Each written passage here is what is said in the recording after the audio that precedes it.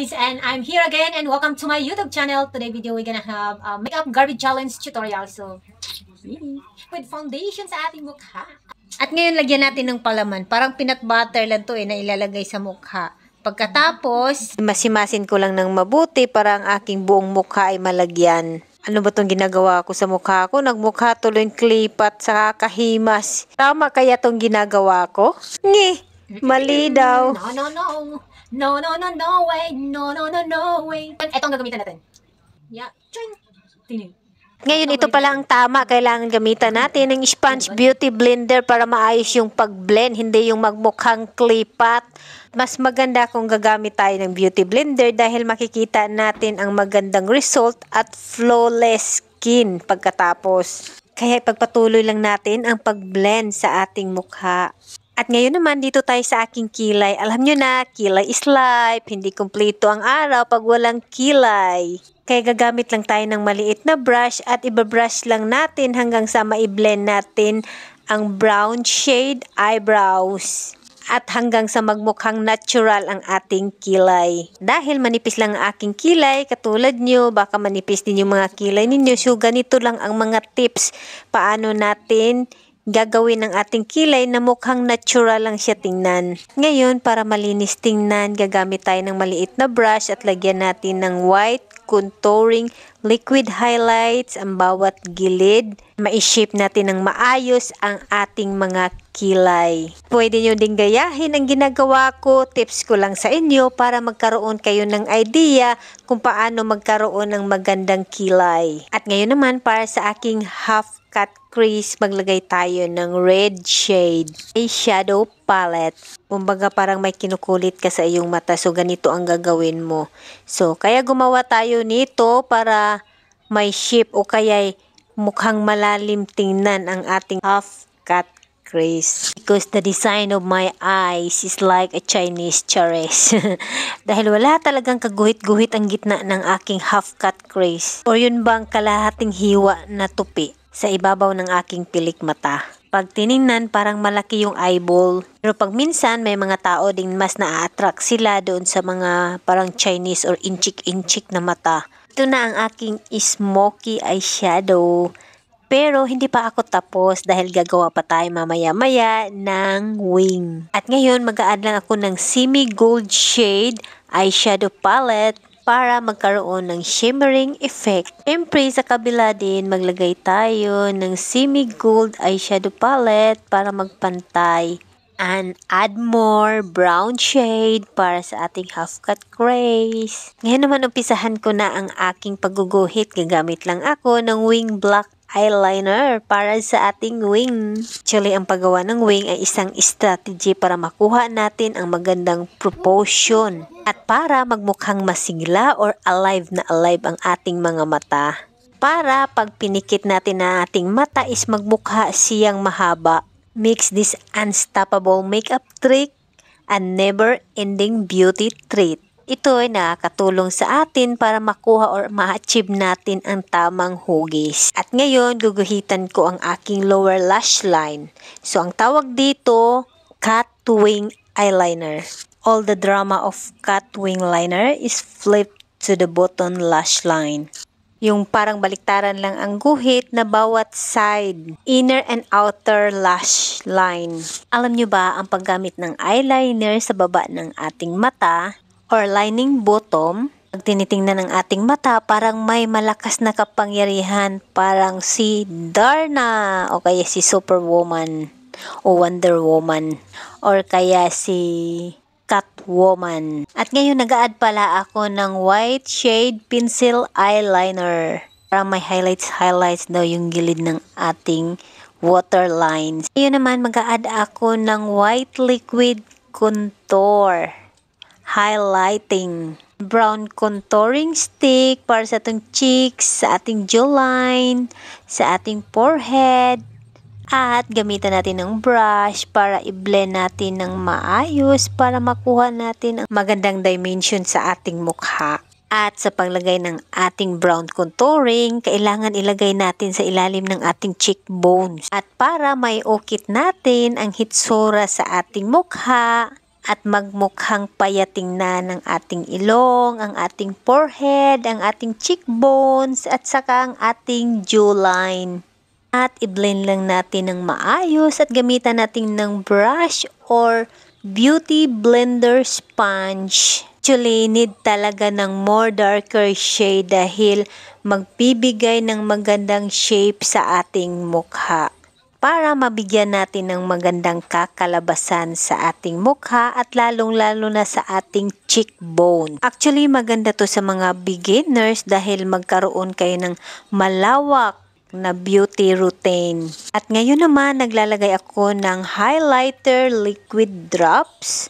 Nilalagay ko sa aking ilong, sa aking pisngi, sa aking forehead, sa aking chin. Shimmering. At ngayon naman naglalagay ako ng pulbo or white powder sa aking mukha.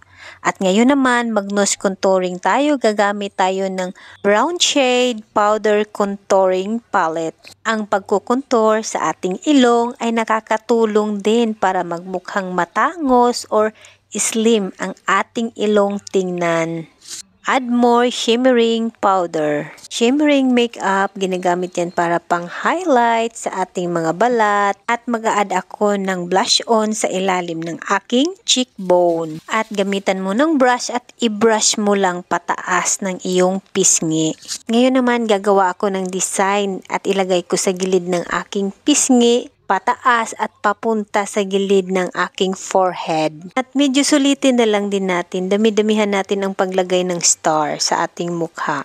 At ayan, nakagawa na ako ng maraming star, napaka-cute tingnan, naka-okit sila sa aking mukha hanggang forehead. At ngayon, mag-a-add ako ng white pencil lip liner sa gilid ng aking lips. At ngayon, gagamit din ako ng maroon pencil lip liner sa aking lips. Additional lip liner. At ngayon, tapos na ang ating pag-makeup at hindi ko na nabidyohan ang paglagay ko ng aking lipstick. Human na ko dugayang binagnos akong makeup nga gihimo karong adlaw. Parang ato ang mga double chin na dilawas atong tabunan, no. Jesus paita. Yan pa dibuga simpatong mura og wala lang utang simpatong siya diha pa jud siya simpatong kabalo siyam na natay double chin para mawala nga atong double chin atong tagtangon na atong tabunan. Tabugayang binugno na ko sa kong naong na human ra jud in taon kalokoy sa Dios. Ug mao na niyang resulta pero kulang pa kay wala pa man na nakabutang og full lashes. So ato jud nang butang og full lashes para makumpleto ang ato ang makeup today. Bisaya jud ko karon kay abi ni lami jud kaayo mag-istorya Bisaya kay lisod magug kaayo mag-istorya Tagalog. Naningkamot na lang jud ko nga magtagalog-tagalog kay sao man ang ubang Tagalog di man makasabot unya makaingon unya sila nga unsa man na yang istorya di ana oy. Mauna nga ang Bisaya kung Bisaya lang paspas kay kung istorya kumpleto na jud nga 100% na makumpleto na jud ang atong makeup. Maglagay ako ng pilik matay. So atong butangan para makumpleto na jud ang rekado sa ato ang makeup. No, mura ra gud ni siya gud kanang nagluto gug kagod na bubot kay butang nimo simong naong di jud na lami. Mauna nga di jud na siya lamion. So kinahanglan butangan pa jud na nimo mga rekado, mga seasoning, mga magic sarap para lalong sumasarap habang tumatagal ganun yun. So ayan oh. Imuhang pilik mata gagmubo ra ka istanan so mag-add jud ka og full lashes magno. So karon mao ni ang update sa atong bag-ong makeup. So ang gihimo ni nato para ni sa Garbage Fashion Show Makeup Challenge.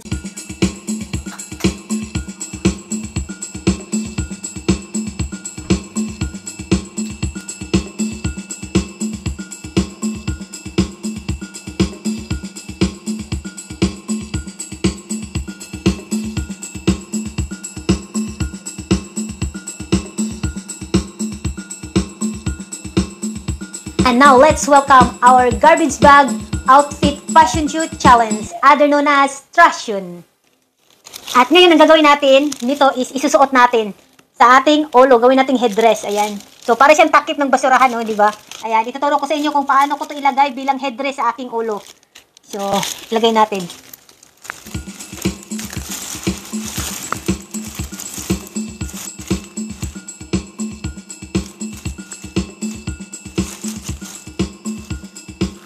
So, ayan yung ating headdress. Ayan.